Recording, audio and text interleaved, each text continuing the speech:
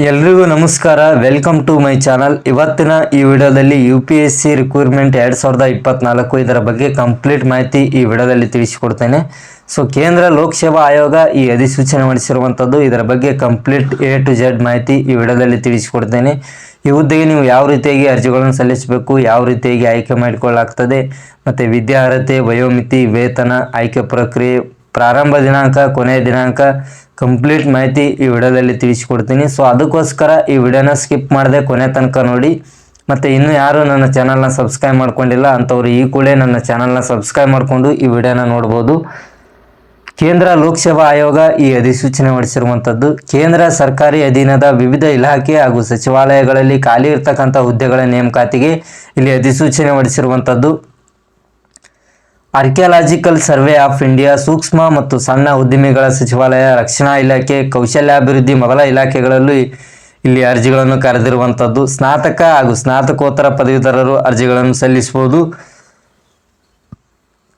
Archaeologist 67 ಹುದ್ದೆಗಳು ಖಾಲಿ ಇರತಕ್ಕಂಥದ್ದು. ಆರ್ಕಿಯಾಲಜಿಕಲ್ ಸರ್ವೆ ಆಫ್ ಇಂಡಿಯಾದಲ್ಲಿ ಡೆಪ್ಯೂಟಿ ಸೂಪರಿಂಟೆಂಡೆಂಟ್ ಇನ್ ಆರ್ಕಿಯಾಲಜಿಸ್ಟ್ ಹುದ್ದೆಗಳಿಗೆ ಇಲ್ಲಿ ಅರ್ಜಿಗಳನ್ನು ಕರೆಯಲಾಗಿದೆ. ಒಟ್ಟು 67 ಹುದ್ದೆಗಳು ಖಾಲಿ ಇರತಕ್ಕಂಥದ್ದು. ಗ್ರೂಪ್ ಎ ಹುದ್ದೆಗಳು ಇವಾಗಿರ್ತವೆ. ವಯೋಮಿತಿ ನೋಡೋದಾದರೆ 35ರಿಂದ 40 ವರ್ಷದ ಒಳಗಿನ ಅಭ್ಯರ್ಥಿಗಳು ಈ ಹುದ್ದೆಗೆ ಅರ್ಜಿಗಳನ್ನು ಸಲ್ಲಿಸಬಹುದು. ಮತ್ತು ವೇತನ ಶ್ರೇಣಿ ಕೇಂದ್ರದ 7ನೇ ವೇತನ ಆಯೋಗದ ಅನ್ವಯ 10ನೇ ಶ್ರೇಣಿ ಇಲ್ಲಿ ಅನ್ವಯಿಸಲಾಗಿದೆ. ವಿದ್ಯಾರ್ಹತೆ ನೋಡೋದಾದರೆ ಆರ್ಕಿಯಾಲಜಿಕಲ್ ಮತ್ತು ಇತಿಹಾಸ, ಆಂಥ್ರಪಾಲಜಿ, ಜಿಯಾಲಜಿ ವಿಷಯದಲ್ಲಿ ಸ್ನಾತಕೋತ್ತರ ಪದವಿ ಪಡೆದಿರತಕ್ಕಂಥ ಅಭ್ಯರ್ಥಿಗಳು ಈ ಹುದ್ದೆಗೆ ಅರ್ಜಿಗಳನ್ನು ಸಲ್ಲಿಸಬಹುದು. ಮತ್ತು ಆರ್ಕಿಯಾಲಜಿಯಲ್ಲಿ ಅಡ್ವಾನ್ಸ್ ಡಿಪ್ಲೊಮಾ ಪಡೆದಿರಬೇಕು. ಇದಲ್ಲದೆ ಮೇಲಿನ ವಿಷಯಗಳಲ್ಲಿ PhD ಪದವಿ ಇಲ್ಲಿ ಪಡೆದಿರತಕ್ಕಂಥ ಅಭ್ಯರ್ಥಿಗಳು ಅರ್ಜಿಗಳನ್ನು ಸಲ್ಲಿಸಬಹುದು. ಹೈಡ್ರೋಗ್ರಾಫಿಕ್ ಆಫೀಸರ್ 4 ಹುದ್ದೆಗಳು ಖಾಲಿ ಇರತಕ್ಕಂಥದ್ದು. ರಕ್ಷಣಾ ಇಲಾಖೆಯ ನೌಕಾಪಡೆಯಲ್ಲಿ ವಿವಿಧ ವಿಭಾಗಗಳಲ್ಲಿ ಹೈಡ್ರೋಗ್ರಾಫಿಕ್ ಆಫೀಸರ್ ಹುದ್ದೆಗಳನ್ನು ಭರ್ತಿ ಮಾಡಿಕೊಳ್ತಾ ಇದೆ.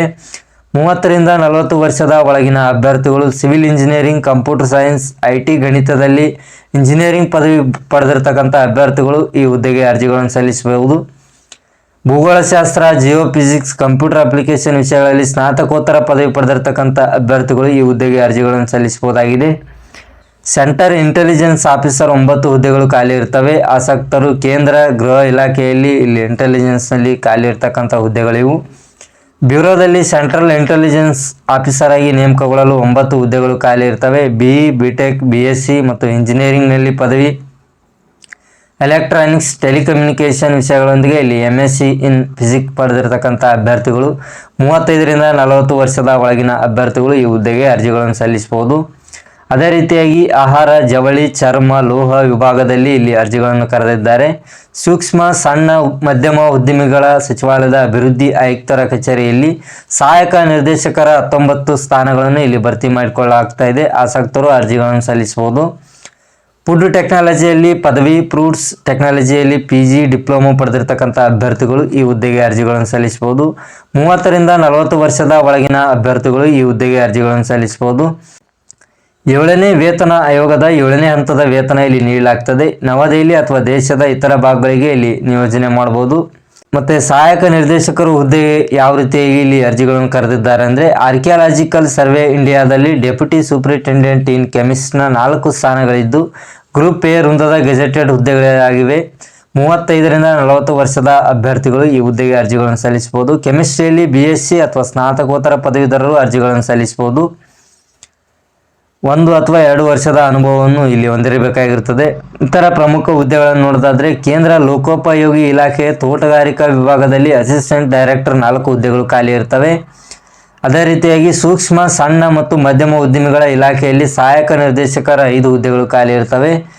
ಮುಂಬೈನ ಡೈರೆಕ್ಟರೇಟ್ ಜನರಲ್ ಆಫ್ ಶಿಪ್ಪಿಂಗ್ನಲ್ಲಿ ಇಂಜಿನಿಯರಿಂಗ್ 2 ಹುದ್ದೆಗಳು ಖಾಲಿ ಇರ್ತವೆ. ಕೌಶಲ್ಯಾಭಿವೃದ್ಧಿ ಸಚಿವಾಲಯದಲ್ಲಿ ಮಹಿಳಾ ತರಬೇತಿ ಅಧಿಕಾರಿ, ಡ್ರೆಸ್ ಮೇಕಿಂಗ್ 5 ಹುದ್ದೆಗಳು ಖಾಲಿ ಇರ್ತವೆ. ಕೌಶಲ್ಯ ಅಭಿವೃದ್ಧಿ ಸಚಿವಾಲಯದಲ್ಲಿ ಮಹಿಳಾ ತರಬೇತಿ ಅಧಿಕಾರಿ, ಎಲೆಕ್ಟ್ರಾನಿಕ್ ಮೆಕ್ಯಾನಿಕ್ 3 ಹುದ್ದೆಗಳು ಖಾಲಿ ಇರ್ತವೆ. ಈ ಹುದ್ದೆಗೆ ನೀವು ಅರ್ಜಿಗಳನ್ನು ಸಲ್ಲಿಸಲು ಜೂನ್ 13 ಕೊನೆಯ ದಿನಾಂಕವಾಗಿರ್ತದೆ. ಸೊ ಅದಕ್ಕೋಸ್ಕರ ಬೇಗನೆ ಎಲ್ಲರೂ ಅರ್ಜಿಗಳನ್ನು ಸಲ್ಲಿಸಿ. ಮತ್ತು ಈ ಅಧಿಸೂಚನೆ ಲಿಂಕ್ ಸಹಿತ ಇಲ್ಲಿ ನೀಡಿದ್ದೇನೆ. ಈ ಲಿಂಕ್ ಮೂಲಕ ಇದರ ಬಗ್ಗೆ ಕಂಪ್ಲೀಟ್ ಅಧಿಸೂಚನೆ ಮಾಹಿತಿ ನೀವು ಪಡೆದುಕೊಳ್ಬೋದಾಗಿದೆ. ಅರ್ಜಿ ಸಲ್ಲಿಸತಕ್ಕಂಥ ಲಿಂಕ್ ಸಹಿತ ಇಲ್ಲಿ ನೀಡಿದ್ದೇನೆ. www.upsconline.nic ನಲ್ಲಿ ನೀವು ಇದರ ಬಗ್ಗೆ ಹೆಚ್ಚಿನ ಮಾಹಿತಿಯನ್ನು ಪಡೆದುಕೊಂಡು ಮತ್ತು ಈ ಹುದ್ದೆಗೆ ಅರ್ಜಿಗಳನ್ನು ಸಲ್ಲಿಸಬಹುದಾಗಿದೆ. ಸೊ ಇದಿಷ್ಟು ಈ ವಿಡಿಯೋದ ಮಾಹಿತಿ.